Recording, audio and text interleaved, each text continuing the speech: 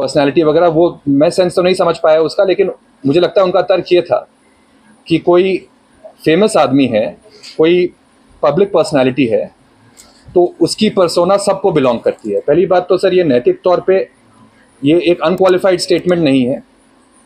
Legally अगर इसकी ये सही भी है तो ये नैतिक तौर पे अनक्वालिफाइड स्टेटमेंट नहीं है।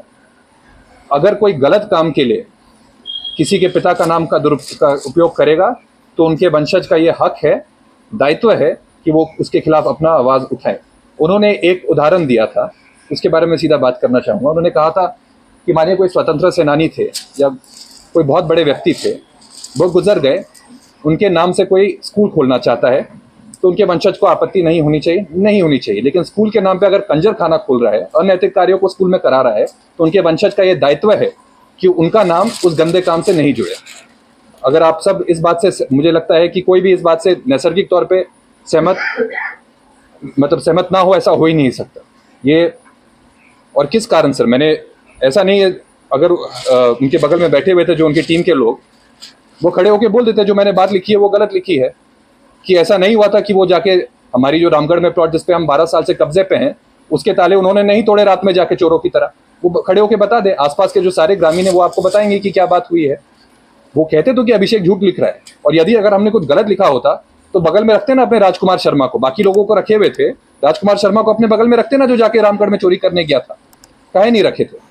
और अगर हमने ऐसे ही कुछ गलत कहा तो पांडे सर या जिन्होंने भी पत्र लिखा है उनके असिस्टेंट ने, वो क्यों वो पत्र लिखते हैं? उस पत्र में ये नहीं लिखा गया है कि आप कारण बताओ नोटिस नहीं है, उसमें लिखा गया आप उपयोग करना या दुरुपयोग करना बंद करिए। अगर हमारी बात में दम नहीं होता तो ये बात नहीं कही जाती। और दूसरी बात, अगर हमने इतनी झूठ लिखी होती तो या तो खड़े होकर बोल देते कि हमने झूठ लिखी है एसबी सिंह के बारे में। एसबी सिंह खड़े होकर बोल देना कि हमारे गांव की जमीनों को, मेरे पिता की जमींदारी थी, आधी जमींदारी बिहार सरकार ले गई, दरभंगा मधुबनी में आधी जमींदारी एसबी सिंह जी खा गए। अगर ऐसी बात है तो एसबी सिंह खड़े होकर बोले कि हमने नहीं किया है, बोले ना। जो मैंने तर्क संगत बात की है, जो मैंने एविडेंस दिया है कि 8.5 लाख प्रति कट्ठा की भूमि झंझारपुर मधुबनी में 3 लाख कट्ठा पे बेची गई है, बाकी दलाली की गई है, मैंने प्रमाण दिया है। मैं आप लोगों को वो दिखाना चाहूंगा सर। अनेक्शर 5 जो मैंने बनाया था वो एक सेल डीड है 1.1 कट्ठा जमीन मधुबनी में, जिसकी सेल डीड में लिखा हुआ है सेल कंसिडरेशन 3 लाख रुपए प्रति कट्ठा। ये एक धीरज झा जी हैं जिनसे मैं बहुत सालों से परिचित हूँ। उनके बाबा से मेरे बाबा परिचित थे, वहाँ के ग्रामीण है, बेल में कर्मचारी हैं।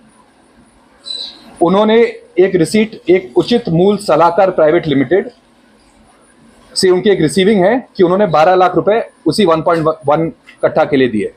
तो बाकी पैसे कहाँ गए सर एसबी सिंह जी? आप बताइएगा। आप खड़े होकर बोलिए कि मैं गलत बोल रहा हूँ तो ठीक है, मैं मान जाऊंगा। आप मेरे खिलाफ मानहानि का केस डालिए, कोई आधे पड़े वकील को अपनी तरह रख लीजिए जो आके मानहानि का केस डाले, उसके लीगल एक्सपेंसेस मैं भरूंगा। आप डालिए ना मानहानि का केस कि मैं कोई गलत बात कह रहा हूँ इसमें। और मिस्टर बेहरा इतने संपन्न व्यक्ति हैं, कुछ तो उनमें गुण होगा ही, लेकिन उनको इतनी समझ होनी चाहिए कि अगर कोई बात कह रहा है तथ्य संगत तो उनको तथ्य संगत जवाब देना चाहिए। मात्र ये कह देना कि ये अनुसंधान का विषय ये काफी नहीं है, ये उनको ज़ैब नहीं देता। उनको, अगर वो कह रहे हैं वो हमारे हितैषी हैं, कह रहे हैं कि हमारे संपर्क में, हमने एक बार उनसे बात किया और हमने कहा उनसे कि सर नाम का उपयोग इन लोगों द्वारा नहीं किया जाए। आप भले डिसेंट आदमी, पर्सनली डिसेंट हो सकते हैं, और वो है भी पर्सनली डिसेंट मुझे लगता है, लेकिन आपके साथ जो लोग हैं वो दुरुपयोग कर रहे हैं। तो उन्होंने कहा अरे मैं तो जानता ही नहीं कि इन लोगों का बैकग्राउंड क्या है। अरे भाई, ये टीम, अब उसकी टीम का नाम एसके बेहरा की टीम है, पहले अमिताभ चौधरी की टीम थी, तो आपकी टीम है, आप अध्यक्ष पद के लिए लड़ रहे हैं, तो आपको नहीं पता कि किन लोगों का आप लड़ा रहे हैं। तो इससे तो ये भी सवाल उठता है कि असली सिलेक्शन किसने की इन कैंडिडेट्स की? बेहरा साहब ने टीम खड़ी की या पीछे से कुछ लोगों ने खड़ी की? और कुछ लोगों ने अगर खड़ी की तो उसके बारे में बेहरा साहब खुल के बोले। इतनी बात है सर, बाकी तो आप लोग सवाल पूछेंगे, उसमें कोशिश करेंगे बाकी चीजों को कवर करने का। कि आप लोग मीडिया से हमारे साथी हैं, आप लोग आप केस को फॉलो कर रहे हैं, जितनी भी अभी जेएससीए चुनाव क्योंकि बिल्कुल ही निकटतम आ चुका है, तो स्वाभाविक है आपके प्रश्न होंगे, तो जो भी हैं आप हमारे समक्ष रखें। मैम, ये कि आपने जो रिटर्निंग ऑफिसर को लेटर लिखा है जी, वो किस पॉइंट पे लिखा, उसको डिटेलिंग थोड़ा करते हैं। जी, जैसा कि मेरे भाई साहब अभी बता रहे थे कि जो हमने रिटर्निंग अफसर, इलेक्टोरल ऑफिसर जो है जेएससीए कॉन्स्टिट्यूशन के अंदर कॉन्स्टिट्यूटेड, उनको हमने एक पत्र लिखा क्योंकि हमारे संज्ञान में आया कि एक पर्टिकुलर गुट अपने आप को अमिताभ चौधरी के लोग कहकर अमिताभ चौधरी जी आदरणीय स्वर्गीय पिताजी के लेगेसी को अप्रोप्रिएट कर रहे थे।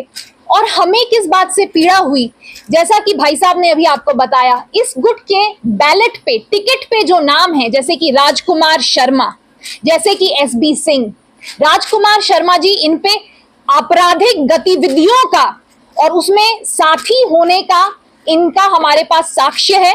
इन्होंने क्रिमिनल ट्रेसपासिंग की आदरणीय पिताजी के प्रॉपर्टी पे, बीच रात ये चोरों की तरह वहां गए। इन्होंने वहां एक ऑक्सी एसिटिलीन टॉर्च लेकर वहां पे आयरन का जो लगा पड़ा था लोहे को उन्होंने काटा। तो इस तरह की आपराधिक गतिविधियों को जो अंजाम देते हैं, ऐसे लोगों को आपने टिकट पे डाला और पिताजी के विरुद्ध ही। जी, मतलब आप किसी की हत्या करो, किसी से चोरी करो और फिर बोलो कि भाई मैं उनके नाम पे मैं वोट मांगूंगा।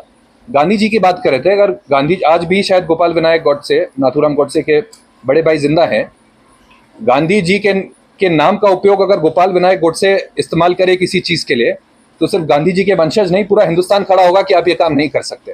तो ये मेरा दायित्व था कि राजकुमार शर्मा जिसने ये काम किया, जिसने मेरी माँ के अगेंस्ट झूठा कंप्लेंट दिया, और मैं आपको और भी कुछ बैकग्राउंड दे देता हूँ। उस दिन से मेरी माँ बतौर खुद IPS अफसर थी, है ना। मेरी माँ एक मध्य वर्गीय परिवार से आती थी। उन्होंने अपनी सारी बहनों को पढ़ाया, अपने सारे भाइयों का ख्याल रखा। 8-9 भाई बहन थे। उसके बाद वो ओरिएंटल इंश्योरेंस में 3 साल मुंबई में काम किए। बहुत कठिन परिस्थितियों में उन्होंने एग्जाम की तैयारी की, एग्जाम क्लियर किया, पास किया। पूरा जो भी मेरी और मेरी बहन आज हैं, उसका श्रेय मेरी माँ को जाता है।